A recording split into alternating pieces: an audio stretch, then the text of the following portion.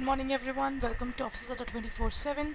My name is Niharika Walia Bhatnagar and I am with you with the area of AFM.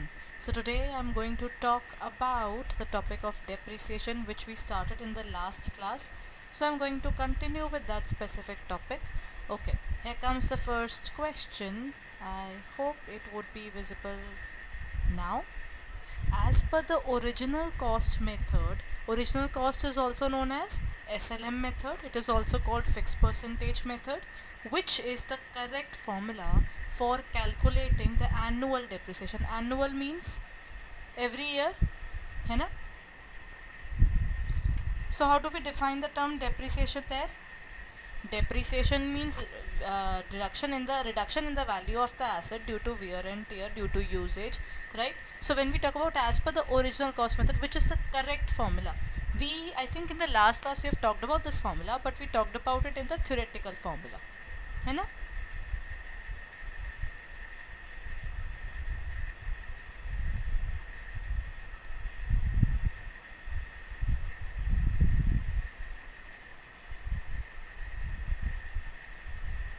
Now, can we talk about this particular topic in such a way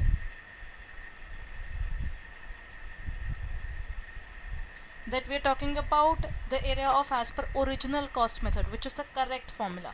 The correct formula is cost. Acha, haan. There is a little correction there. It has to be cost minus the scrap value, then estimated life of that asset. Depreciation is also there. Then we have depreciation as scrap value minus cost of asset. Scrap value is the salvage value, what is left. In this case, the actual formula is cost minus the salvage value divided by life of asset. This has nothing to do with the market value, everyone.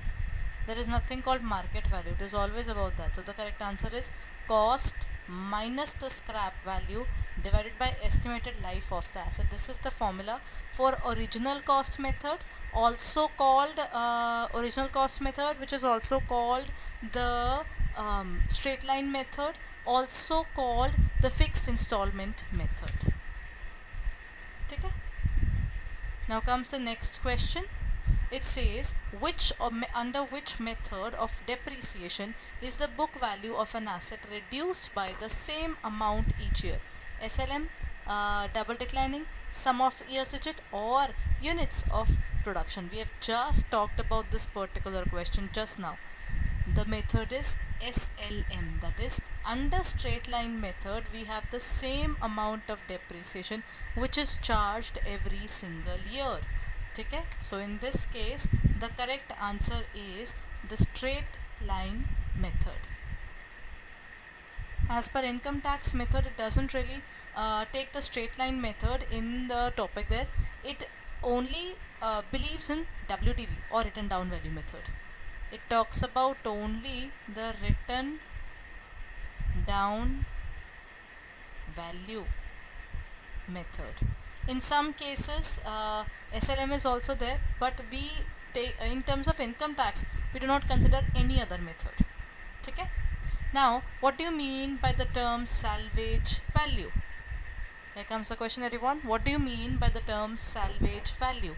Salvage value is the initial cost of that asset. Is it the estimated resale value at the end of the life, or is it the accumulated depreciation?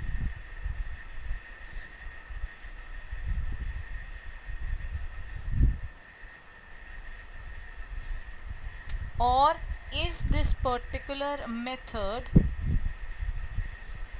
the market value of an asset? Salvage value can be defined as something which is the scrap value, isn't it? So when we talk about the salvage value or the scrap value, it can be denoted as what amount?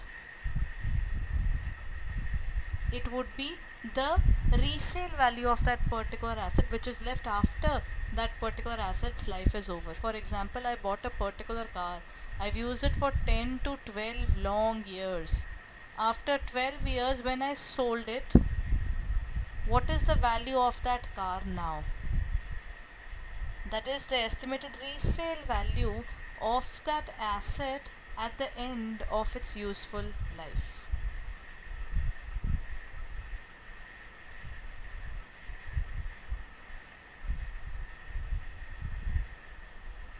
The estimated resale value of an asset at the end of its useful life.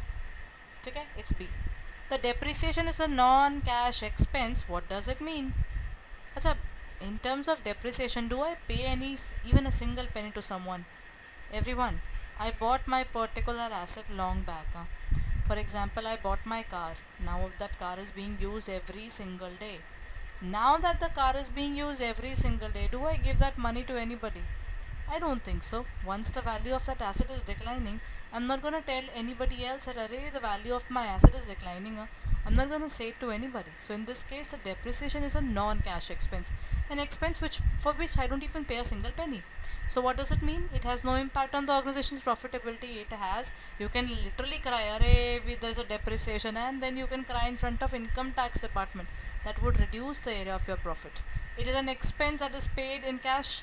It reduces an asset's market value. It represents the actual cash spent on an asset's maintenance. I would say it reduces the asset's value there. Okay? We can say there is a reduction in the book value of that asset. But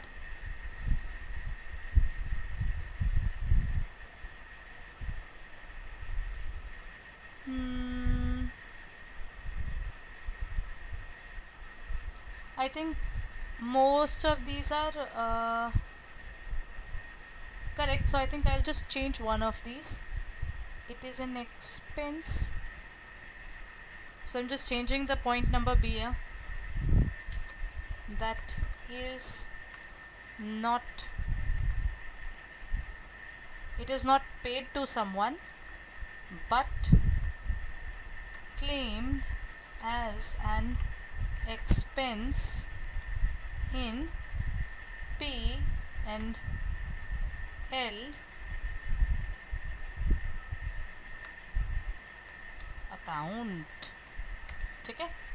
We don't pay this money to somebody else, but it is still something for which we claim that I'm paying money to someone. Na?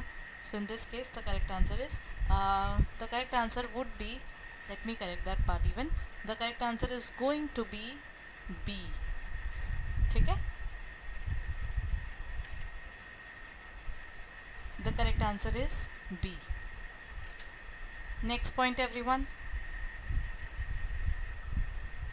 A machine is purchased on 1st of April 2021 for 5 lakh.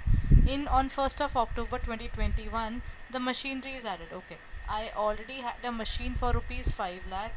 Then in the mid of the year, this is used for the entire 1 year, and this is purchased in October, that is for 2 lakh rupees for another 1 year.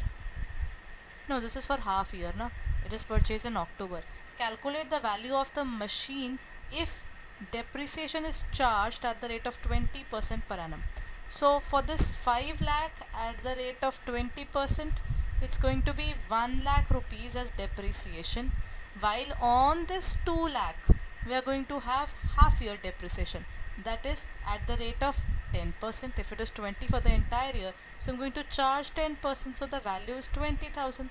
So technically, out of 7 lakh rupees, my total depreciation is going to be 1,20,000.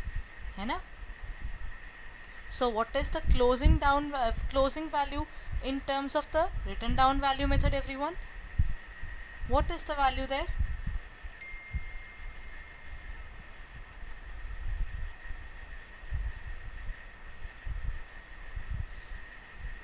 In this case, the correct answer, I hope the question is visible now. So in this case, the correct answer would be 5,80,000. Okay? Visible, everyone? The question as well as the answer. If it is used for the entire year, then we are going to charge at the rate of 20%. If it's for half a year, then it would be 10%.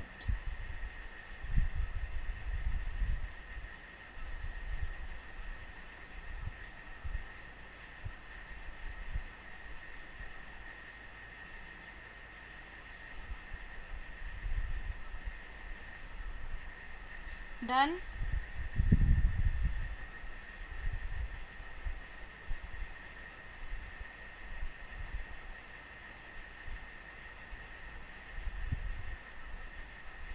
Chaliye, now let's move, look forward towards the next question.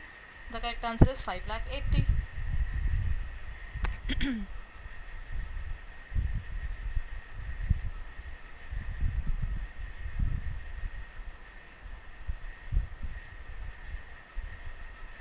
Let's move on and talk about the next question now.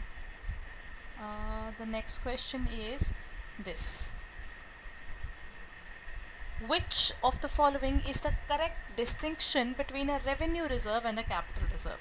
Okay, in terms of reserves, see what are reserves exactly? I keep a little money away from the people there, na. For example, I know I might have to pay for some expenses. So the money that I keep aside for my future, for some reason, if I keep it aside for the future working, is revenue reserve. I am keeping it for my savings only. If I don't keep this money out of my savings, then what will it be called?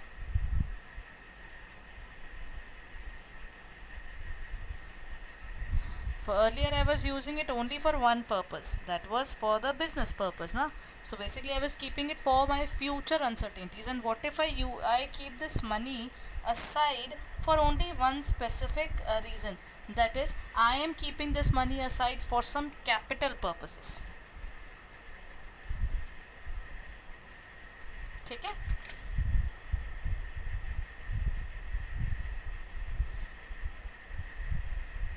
I am keeping it aside but only for the capital purposes. Capital purposes means for buying an asset. If I've got a particular asset and the value of it is changing, you know, so all these things would be considered here. So a revenue reserve is created out of the capital profits? No, it is in the name itself, na. Revenue reserve means the money that we are earning every day and we are keeping a little money aside. A revenue reserve can be distribution of dividend with certain preconditions, na.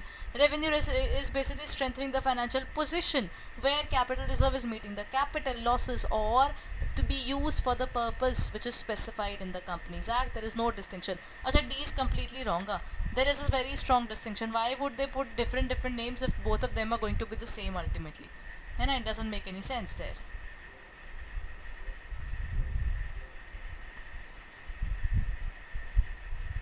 So when we talk about the revenue reserve, revenue reserve is basically for meeting the future uncertainties that can come in the business. So I would say the correct answer is C. For the capital reserve, when we keep the money aside, it is a different amount. And one is for the capital losses. For the capital losses, we have capital reserve. For revenue based things, we have revenue reserves. While if we face any capital losses, for that particular purpose, if we keep the money aside, it's gonna be revenue reserve.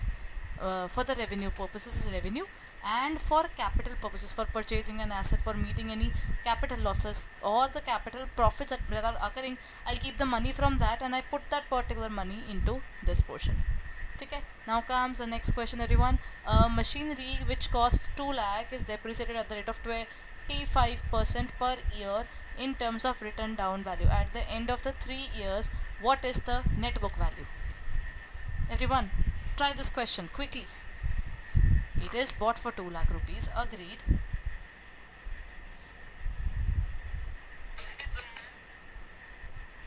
है ना?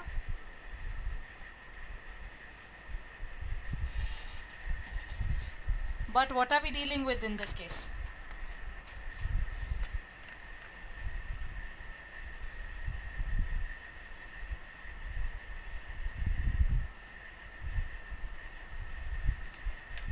Let's look at it right now. The value is of rupees 2 lakh and you deduct 25% each year. One is you deduct 25% from whatever the closing value of each year is. Second way is you write 2 lakh.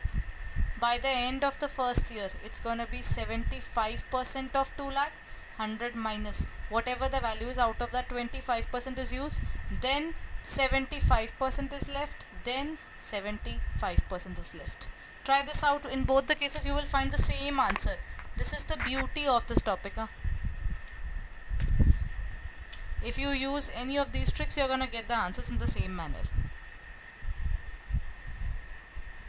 So it's gonna be 2 lakh minus 75% minus 75% minus 75%. When we reduce 75% each for 2 lakhs, na? Okay, it's gonna be 2 lakh multiplied by 75%. That gives us 1 lakh 50. That means by the end of the first year we are left with 1 lakh 50,000. Then multiplied by 75% again, because now we are left with 112,500. See, this is where they trick you. They have given this in the answers even. And then what we are left is basically 75%, because after the end of third year now it's gonna be 84,375. Luckily they have given all the 3 years. That means if you do not become patient while doing the question now, you might end up doing it all wrong. So the answer is 84,375. Isn't it? That's a good question to look forward to. One way is you take up the value every single year, you write it 2 lakh and you reduce 25% of it, that gives you 50,000. Then you are left with 1 lakh 50. From this 1 lakh 50 you reduce 25%, and then from whatever is left you reduce 25%, which is definitely a time consuming process. So what I did was, whatever is left by the end of the year is after deducting this 25, so that is 75%. Whatever is left is basically again 75%. Then what is left is again 75%. Correct, everyone? So in this case the correct answer is going to be B. Next question. What is this depreciation process overall, everyone?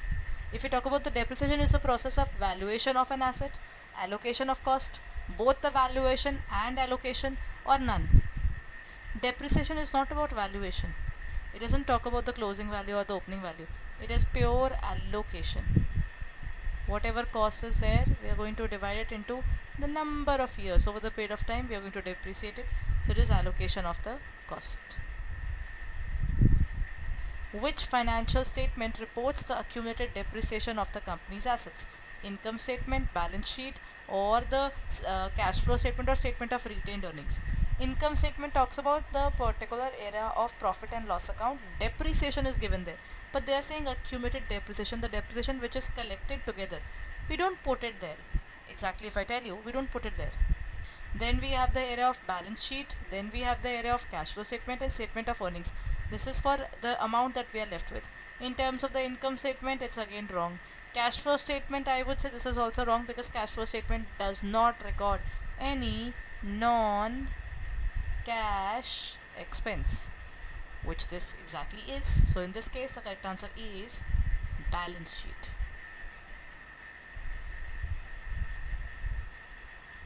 Okay?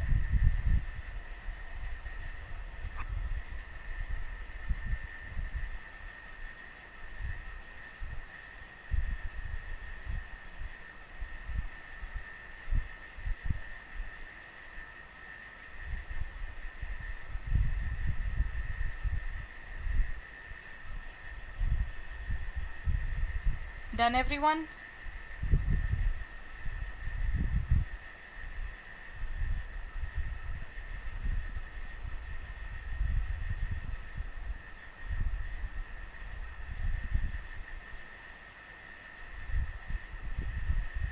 Now let's look at the next question.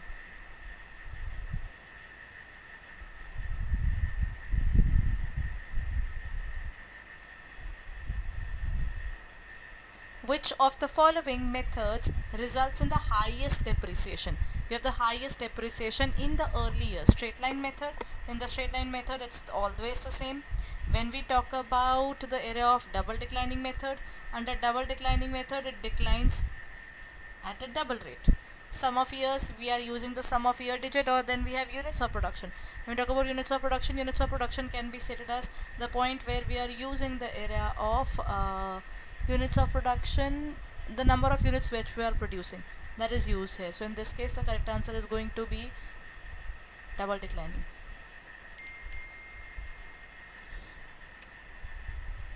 ठीक है. The correct answer is double declining. What is the purpose including salvage value in the depreciation calculation? Why do we have the salvage value? That gives us the idea of whatever is left by the end of the year. It helps to reduce the depreciation expense, to increase the depreciation expense, determine the market value, or to calculate tax liability. If I talk about salvage value, this is what we are left. This is the scrap value. है ना? So in this case, the correct answer is going to be to reduce the depreciation expense. The correct answer is to reduce the depreciation expense. That is why we do it, because we take it cost minus the salvage value divided by life of the asset.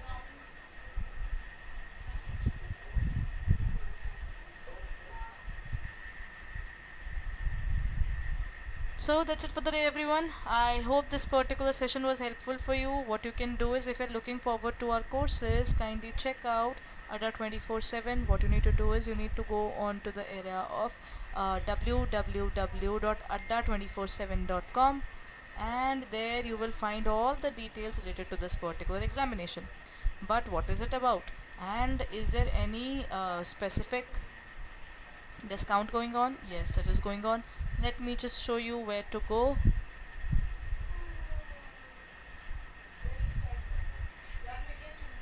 Okay, what you need to do is, you need to go on to the area of www.adda247.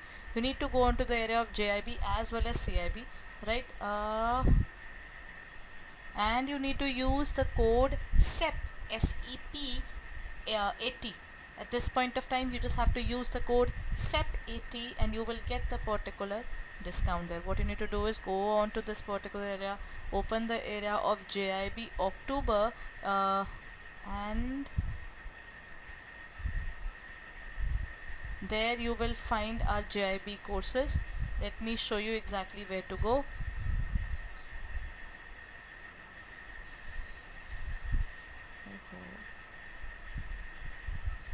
There it is. Go on to the area of www.adda247.com, and there you will find the JAIIB Mahapack 2.0. There you will find our Sankalp patches that are going on. Both the English medium and bilingual would be covered in this marathon, mini marathon, mega marathon, doubt classes, test series, whatever you think, everything is available. You just have to use the code SEP80 and you can buy it for 6719.20. Then see, there are 293 mock tests, 637 videos, 273 ebooks and 600 hours of class. So if you're looking forward to it, kindly join it as early as possible, as the last month has started for your preparation, and you should make sure that you are making every single day count. So if you're looking forward to it, then kindly check out and use the code SEP